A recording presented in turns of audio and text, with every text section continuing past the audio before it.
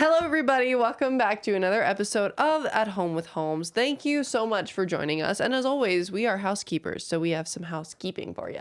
But this housekeeping it's a good house. We're keeping up a home. So that means we got to take care of it. And what that means is everything that we use to take care of our home is genuinely what we love and value and appreciate. And so to keep up our spiritual home, our body home, and our mind home, we're going to start with our first sponsor, which is Cabin on the Coulee Farm. This is where we go when we want time to read our books, to go on our hikes, and to chop our wood, or just have our conversations amongst ourselves about the end of the world, but at least we're doing it with a really nice view. So you guys can go onto cotc.ca to check out Cabin on the Coulee Farm. Yes, and they are rated #1 farm stay in Canada, according to trip101.com. And you can book from May to November. It is open season, everybody. Yeah, and so you can scroll down, and then on the website, you will see that there are 3 options for you, glam sites. The cabin, which holds 6 guests, 3 bedrooms, and 4 beds. It's their largest glam site. Yeah. And then you have the Coulee Yurt, which is 5 guests, 3 bedrooms, and 3 beds. Very, very nice interior. It's so nice. And then the Grouse House, which is 4 guests, 1 bedroom, and 2 beds for the smaller experiences. Yeah. But you guys will be glad to know that all of these sites now are pet friendly. And that was not always the case when we were doing our previous videos, but now it is. And the reason we know that, and the reason you would know that, is if you checked out Cabin on the Coulee Farm Substack to get all the updates on what's going on with the latest and greatest with this business. And so you guys can get whatever future projects are going forward, and also, funny enough, an interview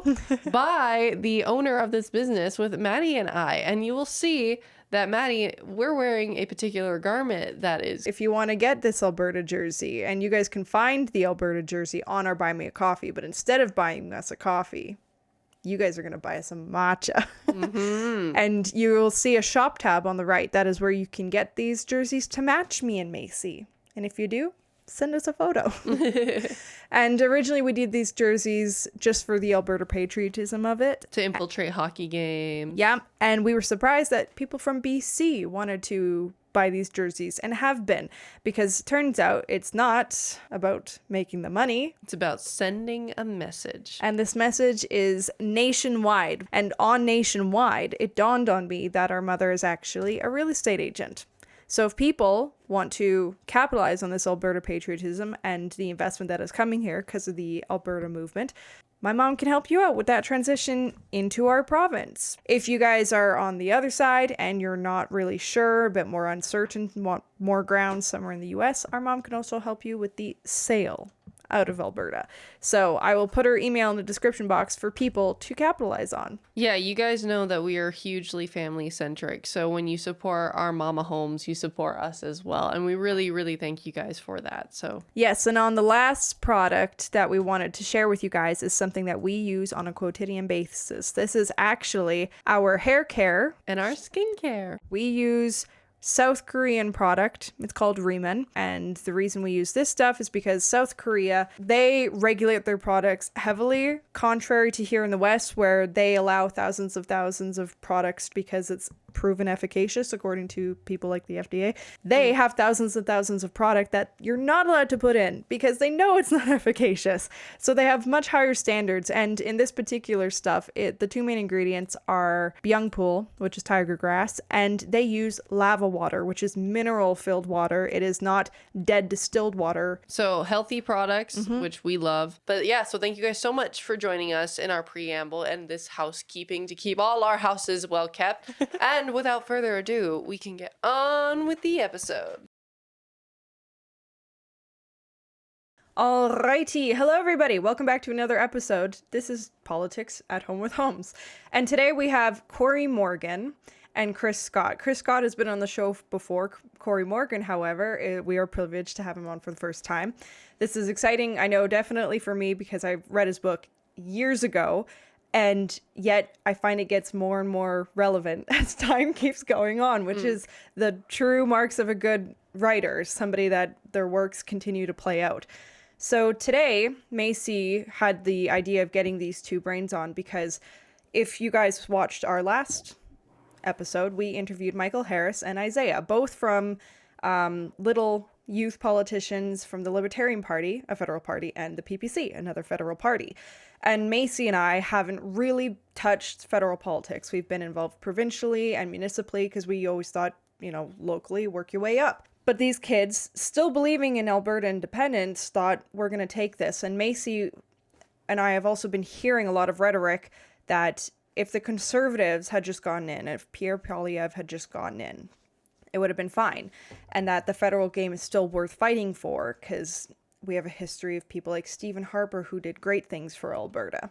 And so these were all questions that we had from both young people and older Conservatives who are die hard. They've been following the party for a long time.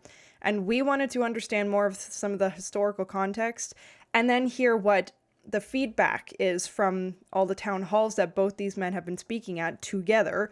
So that's kind of the overall idea. Macy, do you want to add any context? I think you pretty much hit it on the head, because when I do send out this video to the people that I want to send it out to, I think the thing that hasn't necessarily crossed their mind is whether or not is the federal system actually viable for Alberta. And I think that that's a question that I think is worthy of digging deeper into. And I thought that Chris and Cory, with their long-standing history of trying to understand the political game and being in the political game, would definitely be a good power couple to try and dissect that question. So I think we can start with Cory and then go to Chris.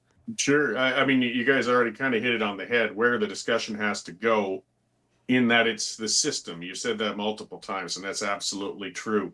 Parties are just a part of how you have to work within the current system. It's the mechanism to try and get things through, but it's the system itself that's broken. That's why parties come, parties go. They get into power, they leave power, but nothing substantive ever changes. You mentioned Stephen Harper and people, thinking highly of him, and they do. I don't think he was a bad prime minister.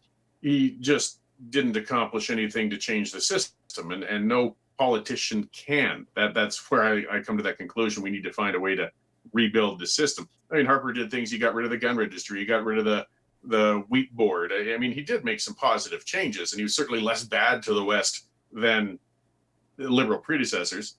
But he also rewrote the equalization formula that we're still enjoying today.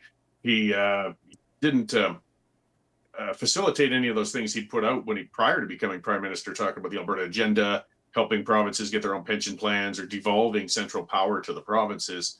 Because again, he's playing within the system. And if you're in federal politics, if you don't play within the system, you don't win. Mm-hmm. But even when you do win, you're still bound by the system. So we got to attack the system and quit worrying so much about the parties. Well, that's I don't know if Cory was reading my notes or whatever, but that's exactly what I would have said. Canada is a governance and reward structure nation. So the people who govern are rewarded for keeping the status quo. And our motto is peace, order, and good governance, right? So we're supposed to be kept in check. Nothing changes. It's all smooth, and the status quo just prevails. And what Cory is talking about, in needing I think what he's saying is we need a change of the system that flips the table and switches the default goes to the people instead of the government. Right now, it's the government that tells us most of the things that we can or cannot do. And Canadians at no point in Canadian history really have ever sat down and decided, how they would allow the government to govern. And that's the real problem here. And I agree with Stephen Harper. He was certainly less bad than Justin Trudeau, but at the end of the day, he didn't implement any of those things. None of the things that he mentioned in his work with the firewall letter.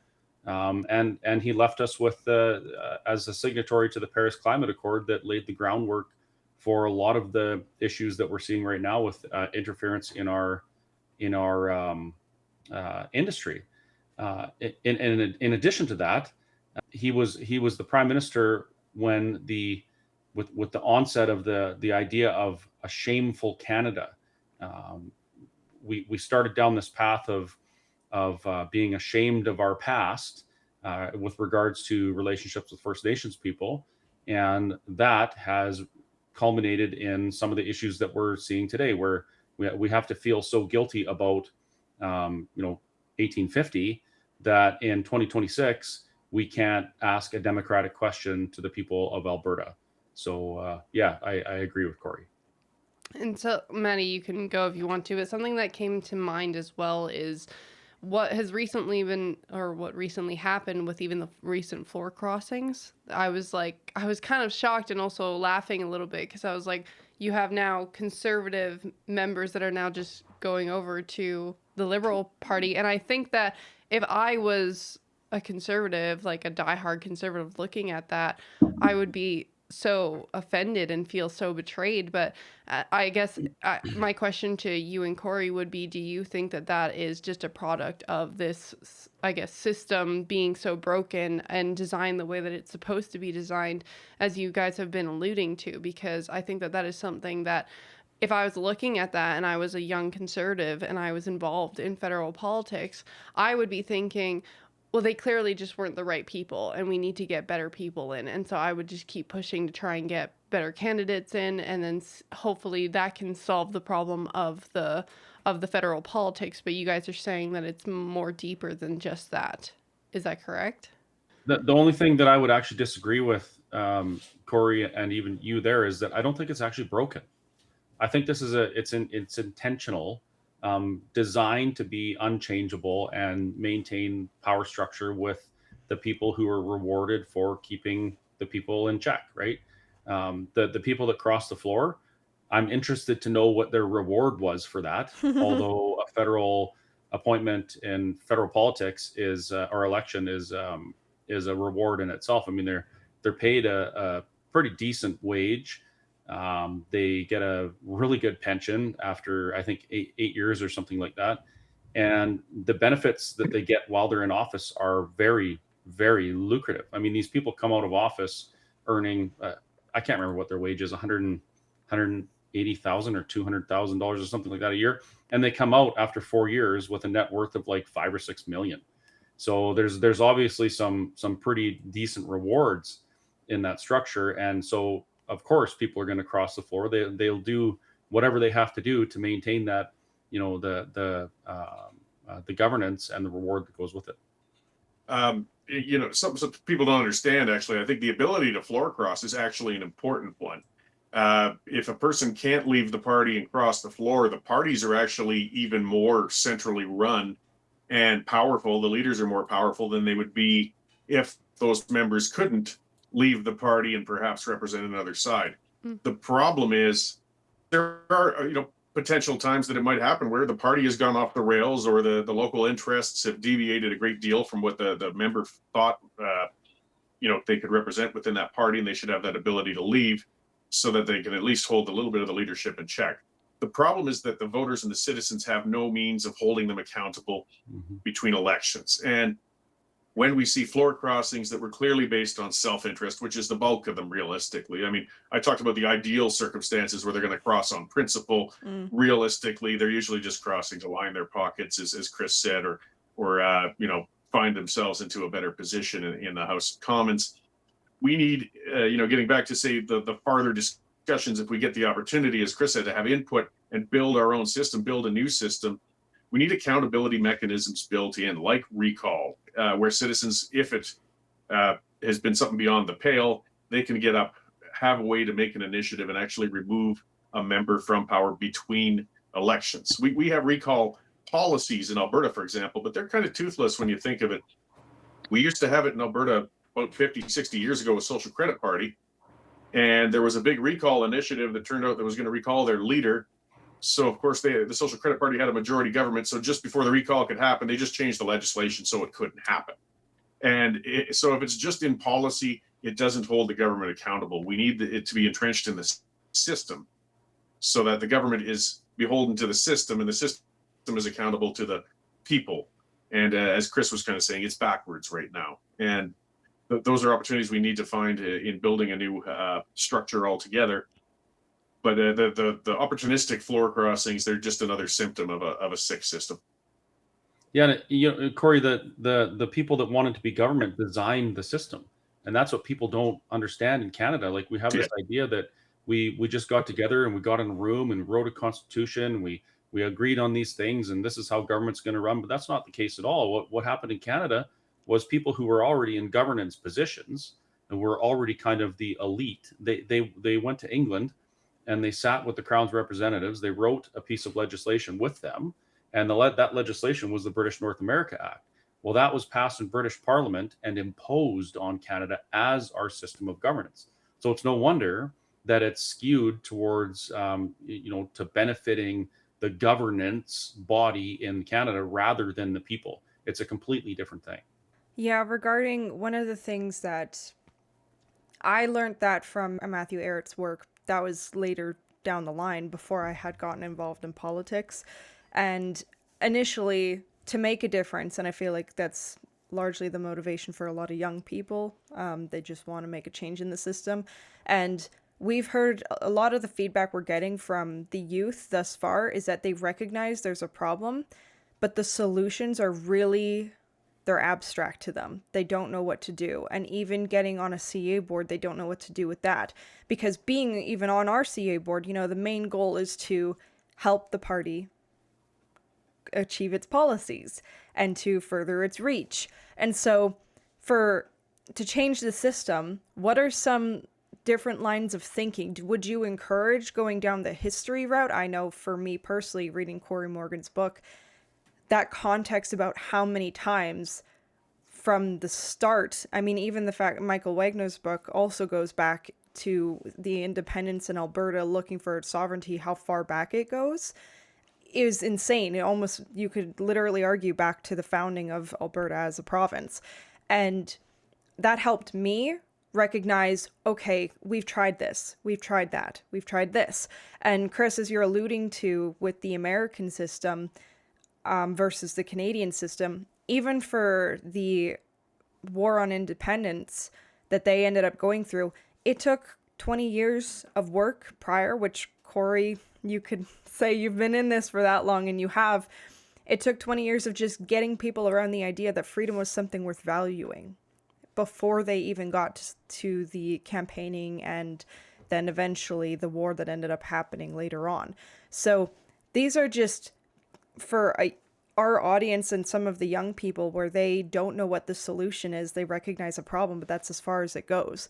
What are your guys' outlooks to continue doing what you guys are doing? Because Cory, you wrote a book, and Chris, both of you guys are doing town halls across this province. So what are these mindsets that you guys are using on a daily basis to fight for solutions? Because the youth don't know where to go. They just see, okay, Canada's broken.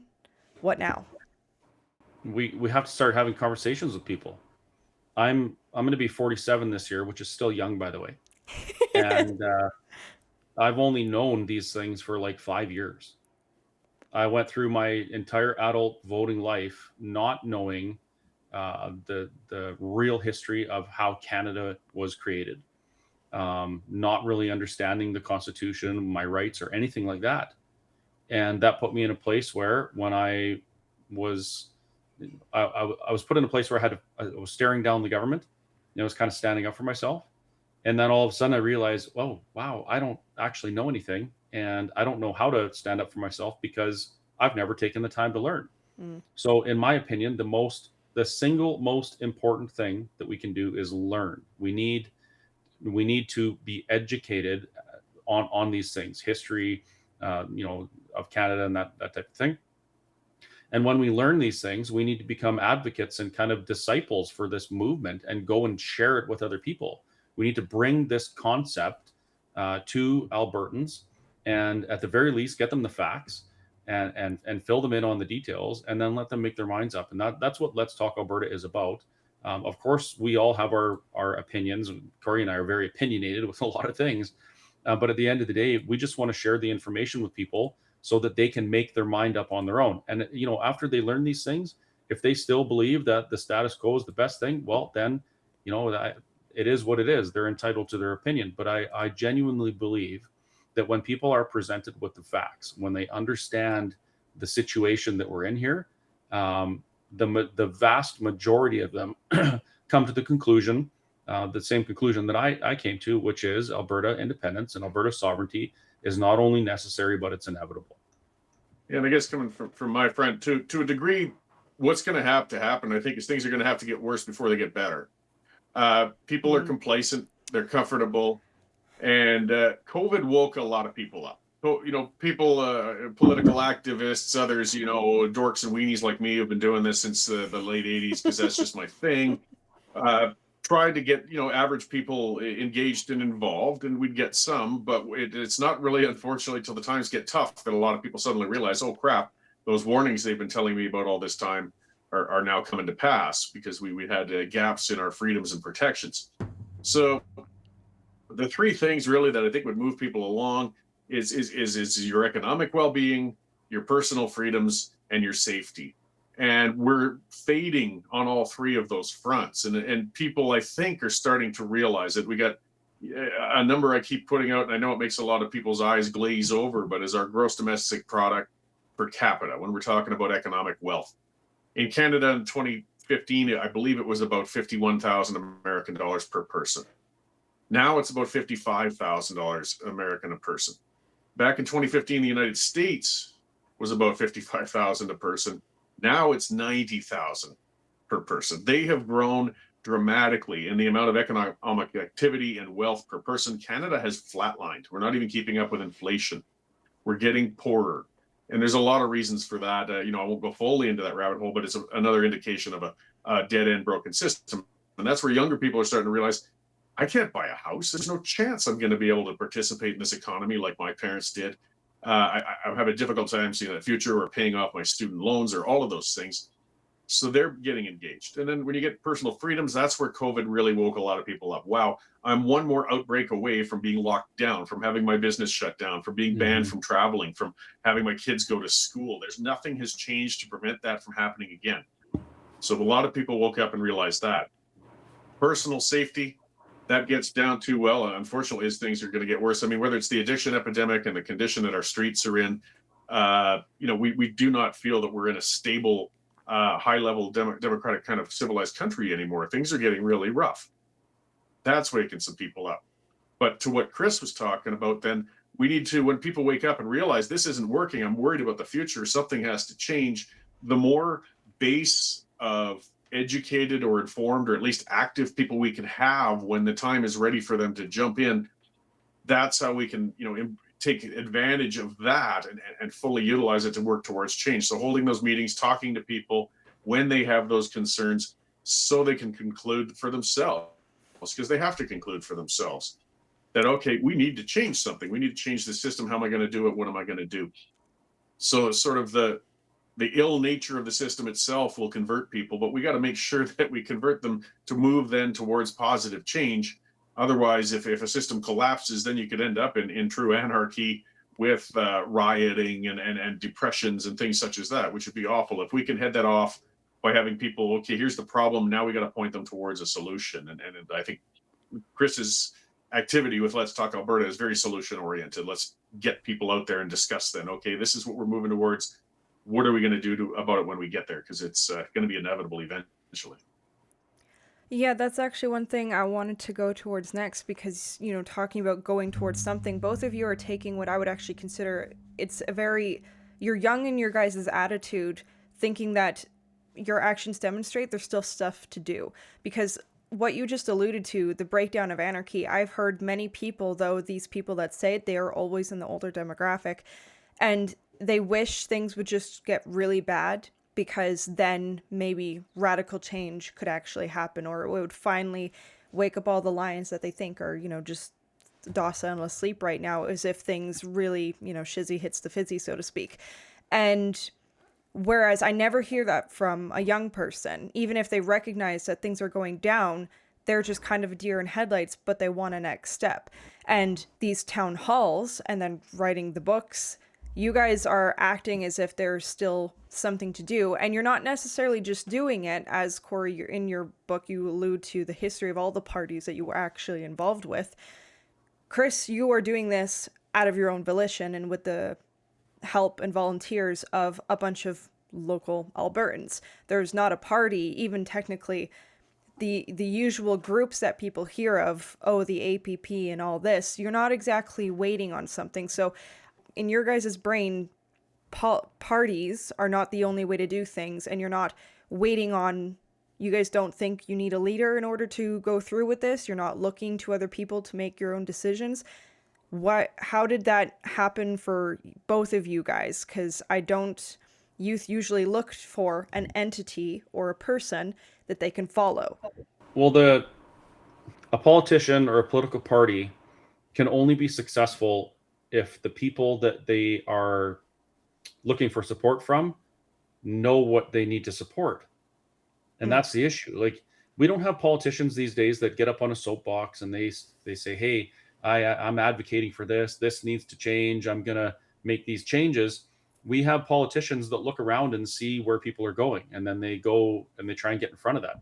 So if the vast majority of people are marching towards a totalitarian government that controls everything in the name of climate change, well, those people in the political parties and the politicians are going to use those talking points.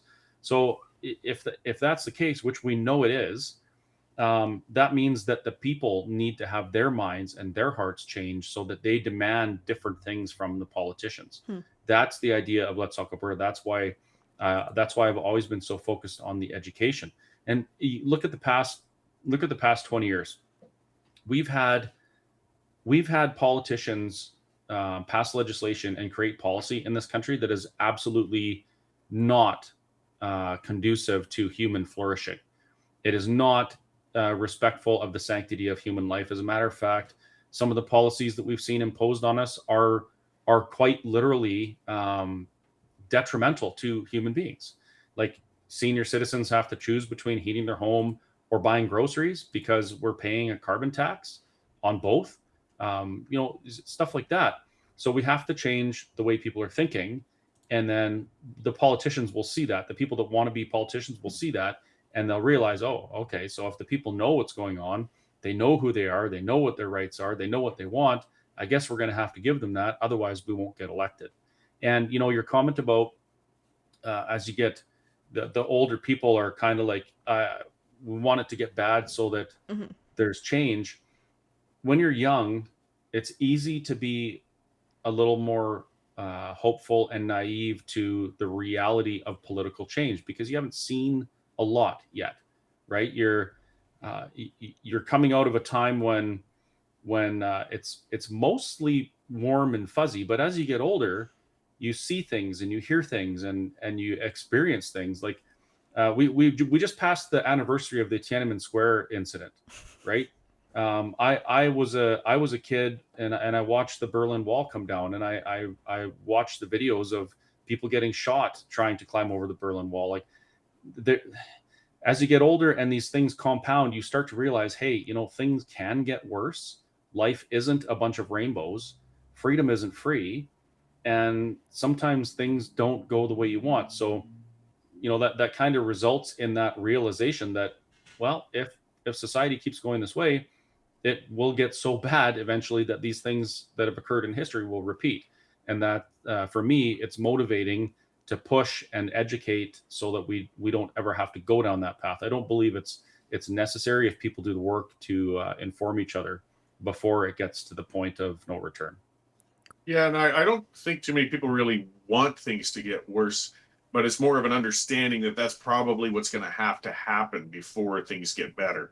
I would much rather avoid that. I'd rather see a groundswell as we're moving towards a bad destination of people realizing we're moving towards that and starting towards the change before things get bad. But there's a different, as Chris was kind of talking about, ingrained skepticism or even possibly cynicism about all the conventional methods to try and achieve change, because people my age and older have already been around that block a number of times. That's why I wrote the book I did. I didn't have all the solutions, but I wrote all the things that didn't work, so that we know it's already been tried, and let's stop doing it that way. And Reform Party, I think, was a big turning point for a lot of Westerners. Again, my age and older, that was getting rolling in the late 80s. We felt we could make change federally. The message was the West wants in. We could change things without tearing them down. And it had great success in becoming the official opposition, but that's as far as it got. And then eventually it just started watering down and changing and pursuing centralized power until it turned into, as some people like to put, a uniparty, just another one. And that was how one party with power was Stephen Harper. I mean, otherwise the Liberals were in for a decade. But it had to just turn into a status quo party again. Mm-hmm. And those of us who lived through it, put our hearts and souls into it, worked on it, know now that starting from scratch with another federal party or something like that, going down that route, isn't going to go anywhere. Why would it work a second time when it didn't work the first time? Charlottetown, Meech Lake, people will say we can change the Constitution. Well, I lived through the last time we tried that. And you know what? It dominated the news for 4 years and it failed. And it didn't even come close to succeeding. It collapsed. So we can't change the Constitution through conventional methods. And that sort of leads everybody to realizing, well, not everybody, but people to realizing that tearing out of the system is a way we can rebuild it. Getting a province to leave through the mechanisms that are there prior to a collapse, hopefully, is a way that we get the opportunity to rebuild it. But again, we need to have a plan for the day after. And there's a lot of truth for that. Just tearing it down and having no plan for the day after, yeah, we're going to be in for a bit of a mess. So we know the problems. What can we do, though, to build a better one? I like using the analogy, we've got an engine. It's just gotten too old. It was a very good one. It was good in its time, but eventually parts wear out. Eventually it's springing leaks. And you can keep repairing parts and plugging leaks and doing things. But the reality is, eventually the whole thing has to be torn down and rebuilt. You can't avoid that.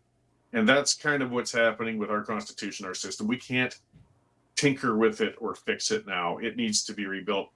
An independence movement's a catalyst to bring that about. But I just got an idea.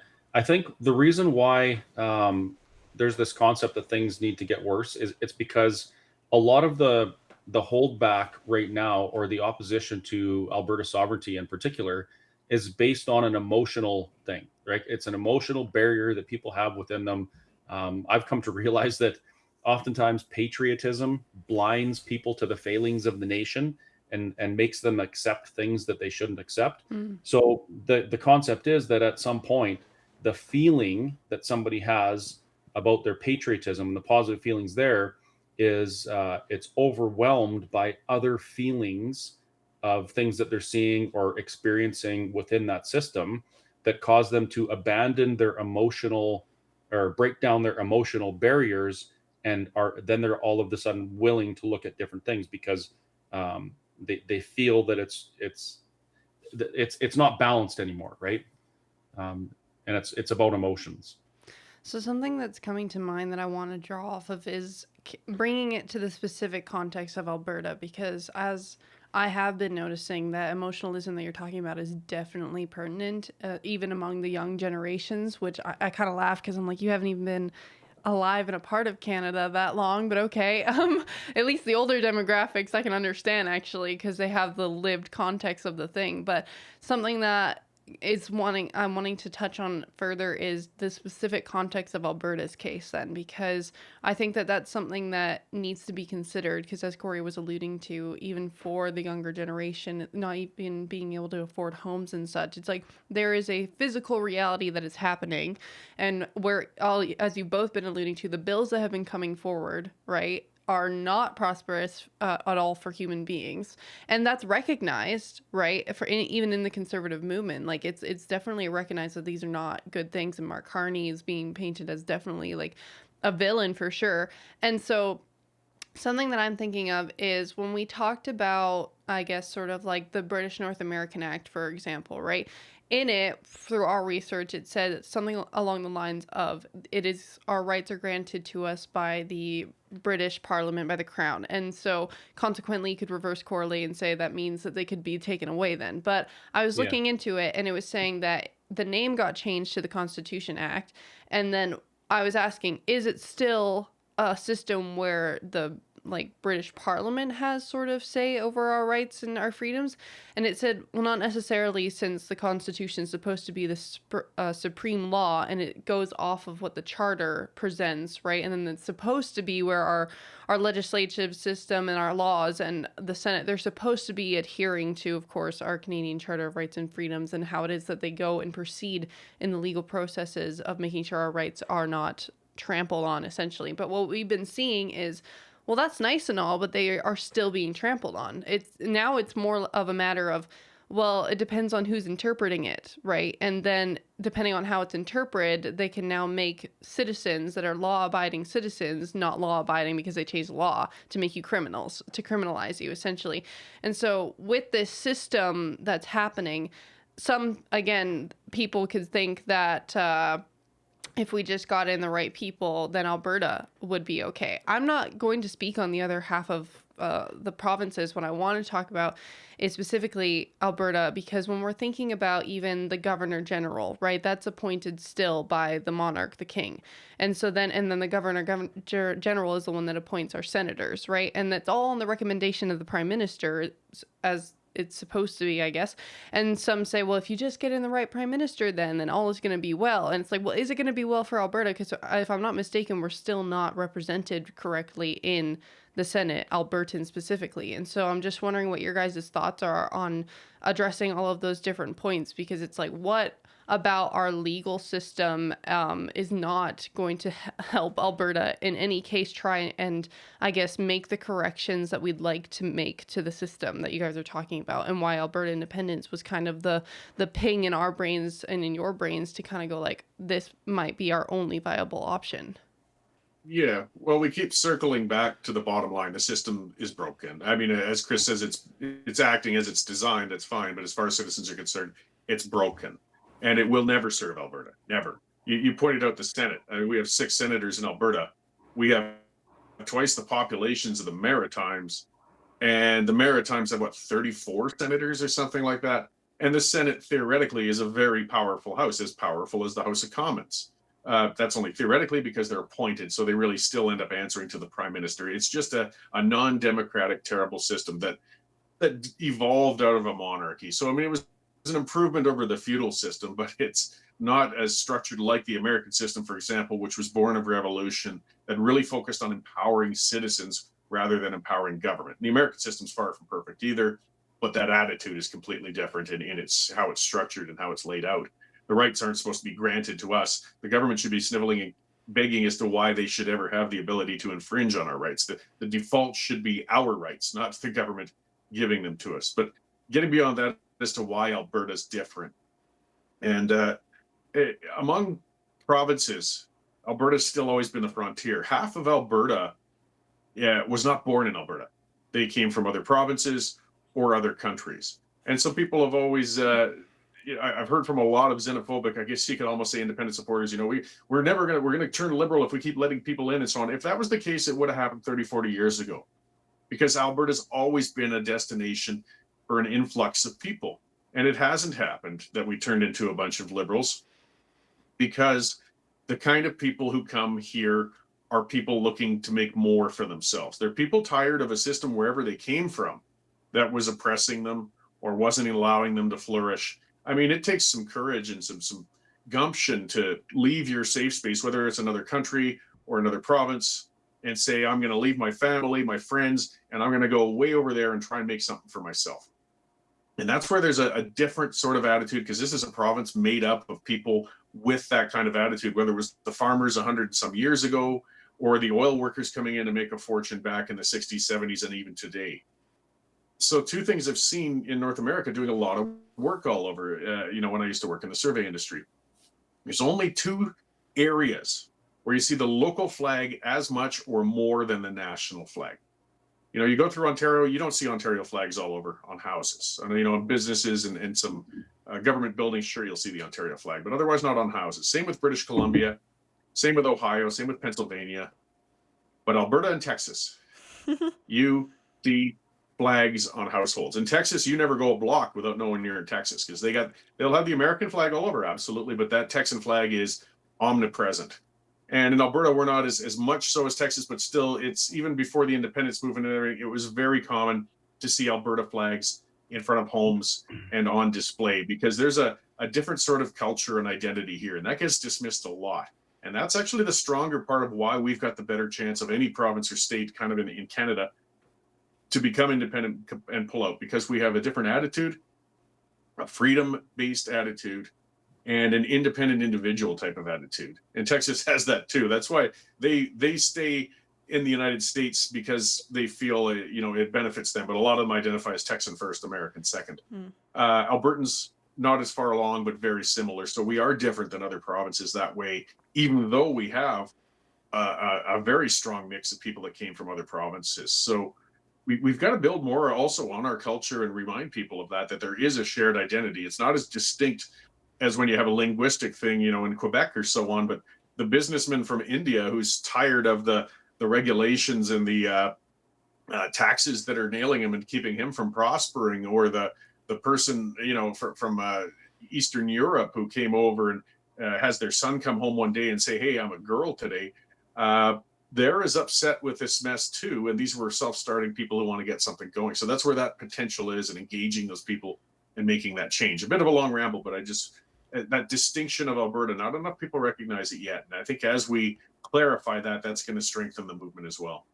Yeah, we've even in our own neighborhood, we've been seeing more Alberta flags start to pop up, which I guess is also a part of your campaign. It's not just lawn signs, Cory, but also just generally seeing Alberta flags more, because it gets people thinking more locally versus looking at Canada as a whole, which sometimes is also a better lens to look through to help people understand what's going on, is when they understand the idiosyncrasies. It's no different than understanding yourself inherently ends up helping you understand your family better.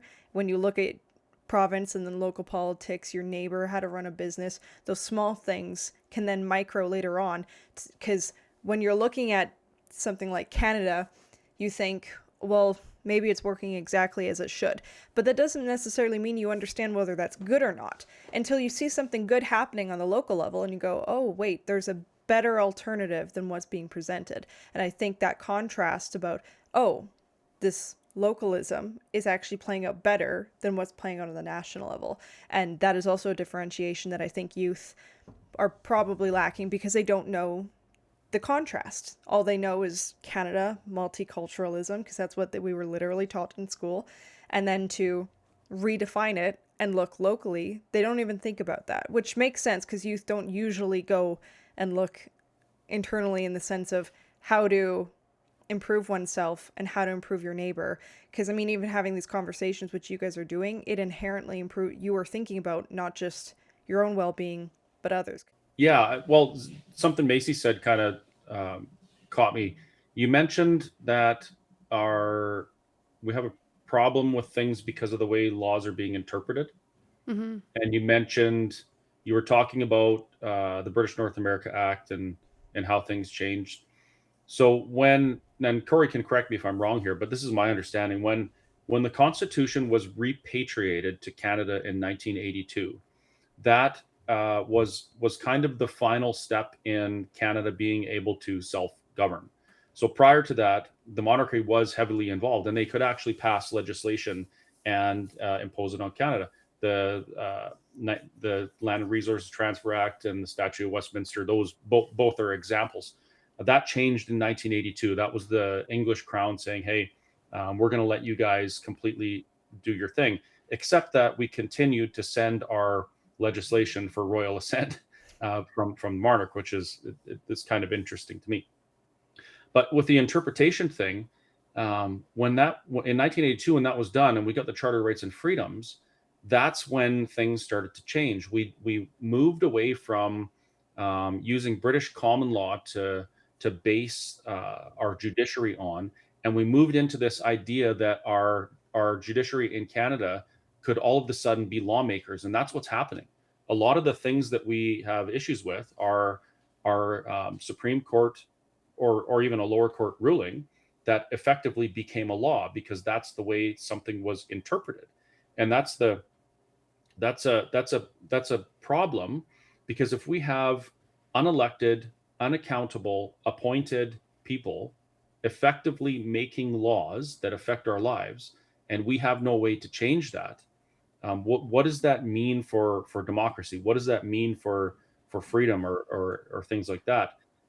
We've kind of slipped into a bureaucratic trap with the Charter of Rights and Freedoms, specifically with Section 1, and that's manifested in a lot of the problems that we've seen in the past few years.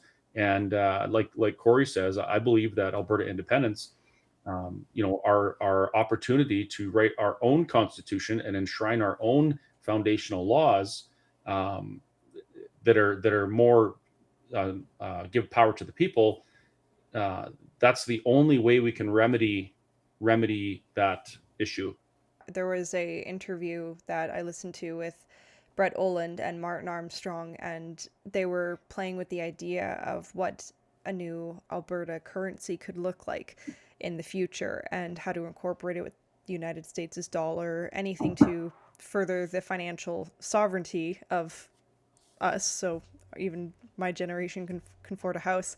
And Martin Armstrong had brought in that what you guys are echoing. He said, look, even if you come up with the most brilliant of currency systems, monetary systems, he said the very foundation is having a good rule of law and being able to trust one another, trust the people and that you voted in, which we can't nowadays. And he said the rule of law and having investment and trust into your local neighbor.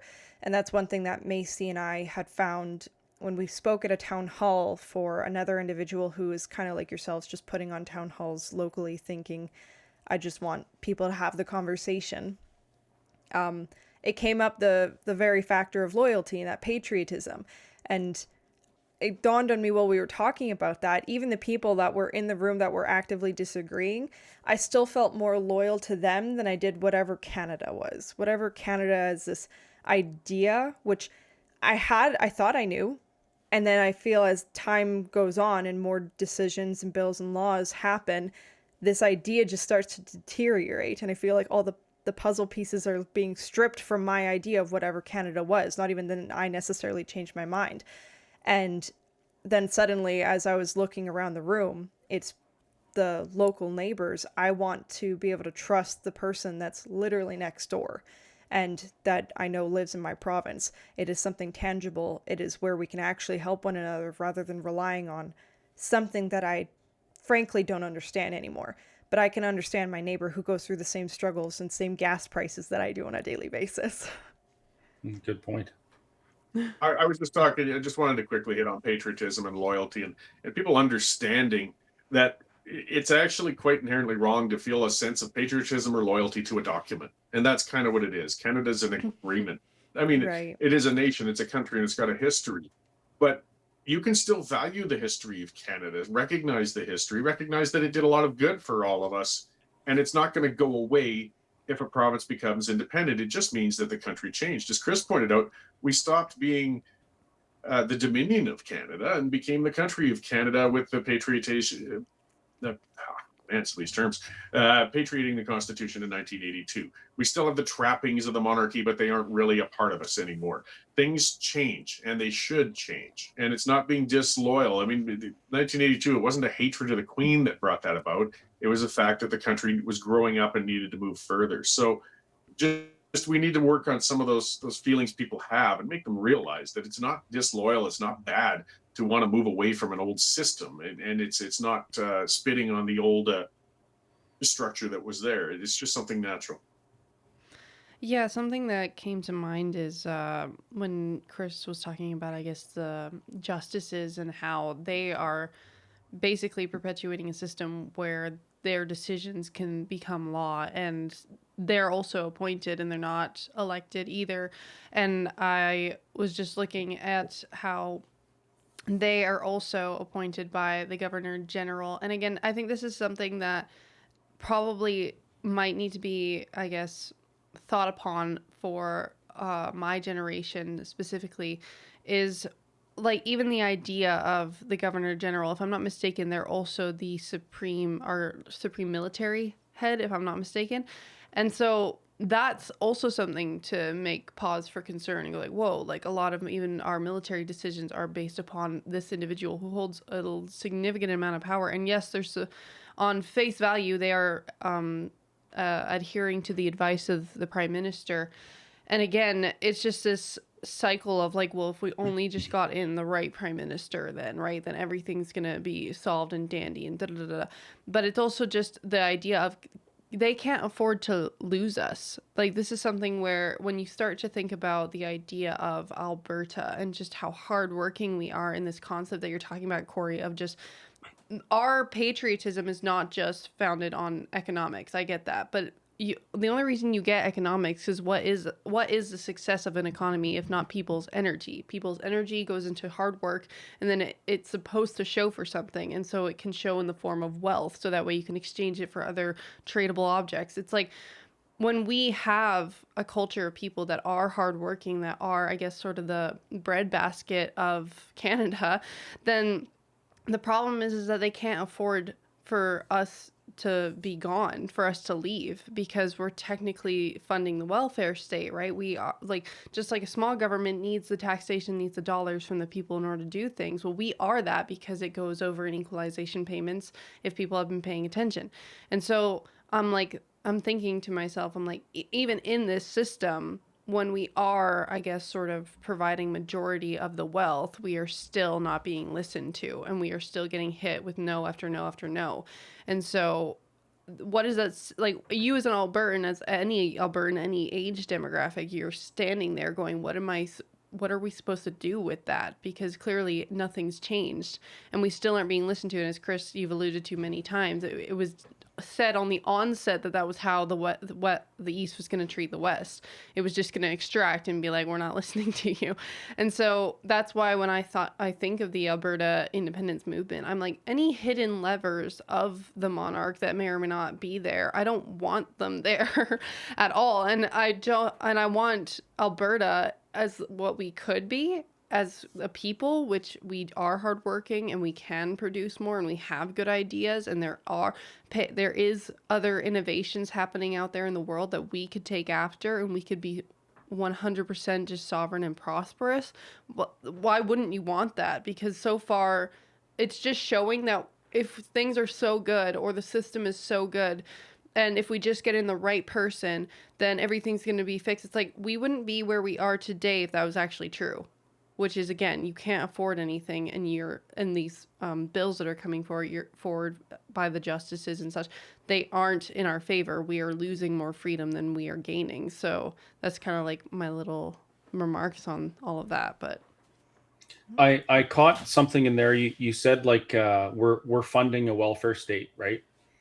Just to be really clear, there is no reason why any of the eastern provinces should be recipients of any kind of social welfare from anyone else. Quebec sits on an absolutely monstrous supply of natural gas. It's huge. They should be an energy superpower. They should be exporting natural gas to the Netherlands and to Europe and the UK. Instead, Holland imports most of their energy from Kazakhstan. They could do that.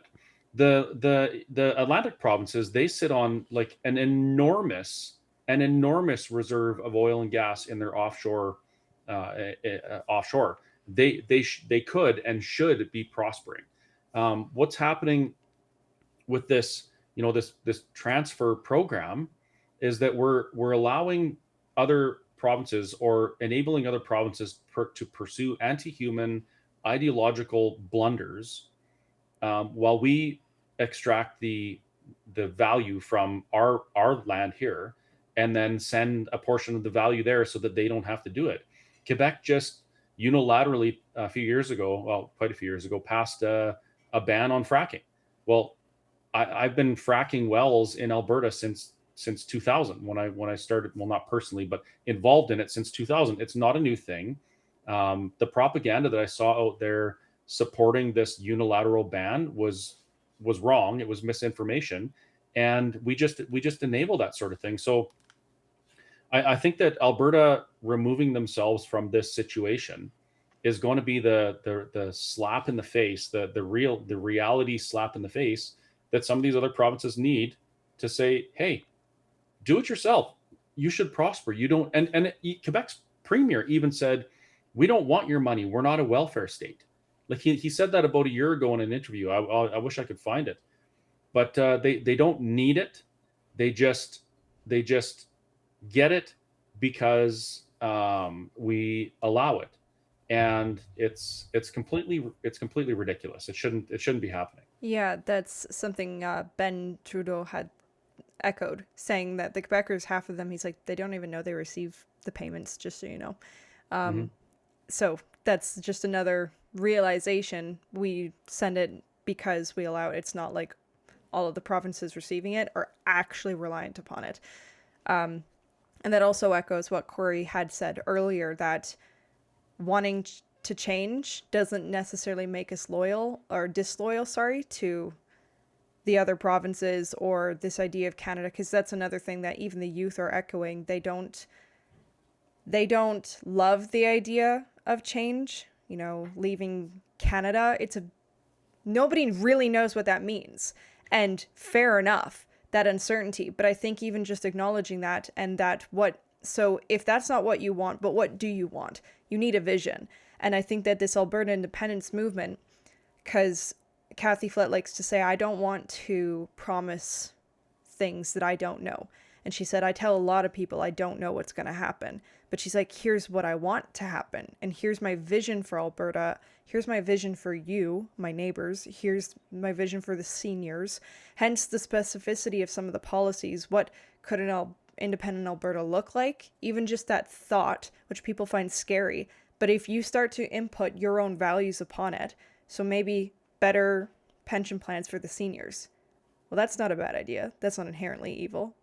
That sounds like a good thing. And then being able to afford a house as a young person, having the taxes go down, just starting playing with these visions, which youth definitely need. They need an idea, they need a picture, something to strive towards, otherwise they're aimless. And me personally, a lot of the resonating that I've seen amongst even people that are kind of in the middle, the potential, they think it's worth it.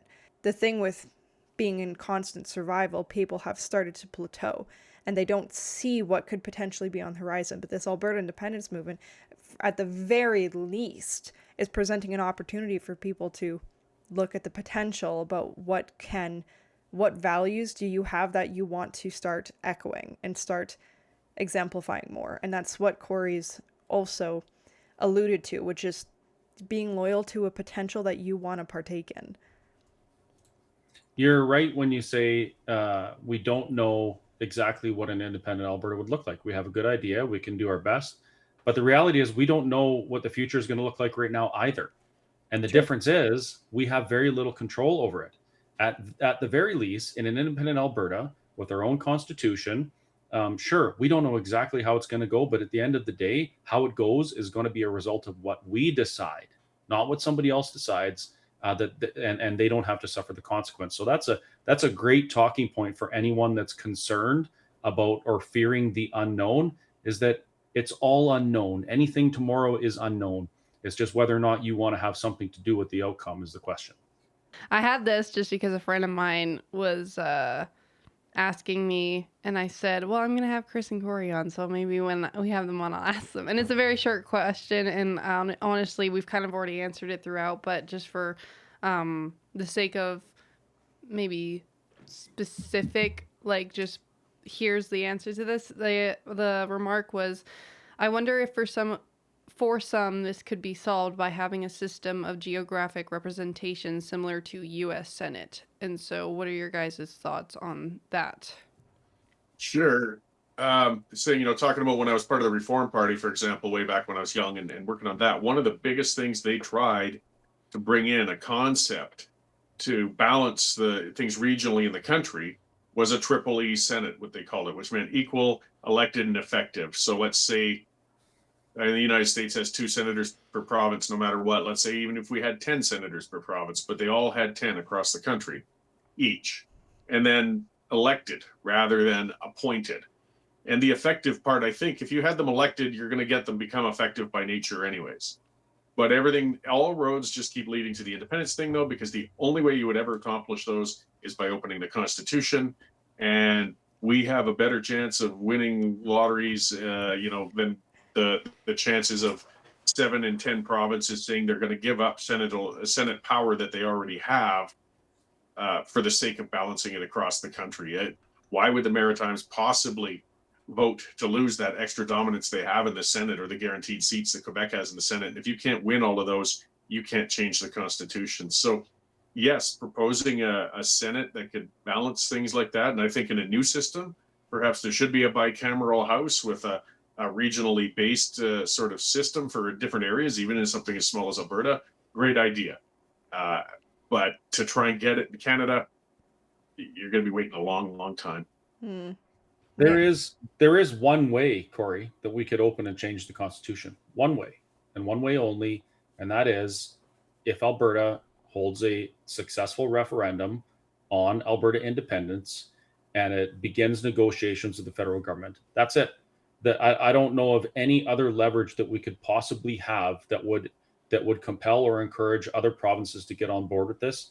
You described Meech Lake, Charlottetown, both failed miserably. There was no leverage, there was no stick, there was no reward, and it just didn't happen. So I would answer to that: if somebody out there believes that constitutional reform is the path that we should be taking, then they need to support a referendum in Alberta on independence, and they need to support a successful outcome. And that's really the only way they could get what they want. Simple enough, or so it sounds. It's easy when you say it fast. Right? Absolutely. So the first thing I was going to do is my own little, I mean, I know it benefits Corey, but this is definitely my prerogative. Luckily, Isaiah, from our previous episode, he has read this book as well. So we have been plugging it. Yes, clearly smart youth, Much appreciated. right? Smart youth tend to read this book. So, just advise people do that. And then on solutions and things to how to get involved, Corey, do you want to do a quick little to explain your little campaign here? Sure. Just as we're moving towards a referendum, I mean, it's a long spiel. We've got to vote on October 9th where we could, I know it's not a binding question, but I think it's an important symbolic victory because if we lose it, it's only going to make things more difficult. I've started a Pathway to Independence, it's called. The information for it is on corymorgan.com. It's mostly a third-party advertiser focused on having a visible presence of Alberta flags and signs in front of people's households. There's a lot more elements of campaigns that need to happen, but that's what my group is covering. If people are interested in getting a sign or whatnot, just go to corymorgan.com and we'll fix you up. And that'll be in the description box. Chris? Hey, that looks like our website. Yes, it is. Do you want people to come here to get further questions or participate in the town halls, watch them online? Yeah, of course. And also it looks like I need to do a little bit of editing there. The E on the independence is not attached. Mm-hmm. So yeah, if you go to Let's Talk Alberta, you'll find most of our upcoming events. We also built this really cool little chat bot. You can ask it questions. Is it still there? Where's the chat bot? It's down here. Oh. Yeah, you can ask it questions. It'll go through all of our literature, some other things, government web pages and that, and give you the answers. It does a pretty good job, but at the end of the day, it's not a human being, so you gotta take it with a grain of salt and be willing to fact check it. But yeah, that's where you can find our stuff. There's also a big button there for donate. Everything we do is it's all grassroots. We don't get checks from Russia or from Trump. So when we go and do an event somewhere, it's all funded by Albertans for Albertans. And look at that, it's the Whistle Stop merch shop, my favorite website. If you want to check out some cool Alberta themed merch, we have it on. That ticket's got to come off. We have it on the website there, whistlestoptruckstop.ca/shop. I also blog from time to time. That one you see there, show me the other half of the bill. That's a response I did to Premier Smith's comment about Alberta independence costing $400 billion and $80 billion a year and some of this other balderdash. I went through and I actually did the best I could, costed these things, tried to show honestly both sides of the ledger. And there's other blogs in there too. So when the chief started writing letters to the government saying, hey, you need to step down because you're asking people democratic questions, I dug into that and I looked at how Alberta independence might benefit First Nations people. So there's a blog there called how Alberta independence would benefit First Nations more than other people. That other one there, treaties are meant to free people. all sorts of things. So basically, if I'm thinking about it, I try and put it in an essay or in a blog, and I put it on the website so other people can read it and hopefully challenge me on my ideas. That's the goal with Let's Talk Alberta, is that there's people who disagree with my opinion that Alberta independence is necessary and inevitable. They come to the event, they enjoy some pierogies perhaps, or a coffee or some cookies, and then they challenge me on my ideas and we talk about them, because we're going to be asked these questions in October. They're very important and consequential questions. And because of that, I say we should be talking about it so that we make the best decision going forward. So yeah, let's talk alberta.com, whistle-truckstop.ca. That's where you find me, as well as social media. I want to thank you both sincerely. I mean, you guys are very, very busy men, and for taking the time to come on and talk with me and Macy as we're trying to encourage other youth to start thinking about these problems. Well, thank you. Thank you. Appreciate the invite. Without further ado, everybody, this has been another episode of At Home with Holmes. Bye.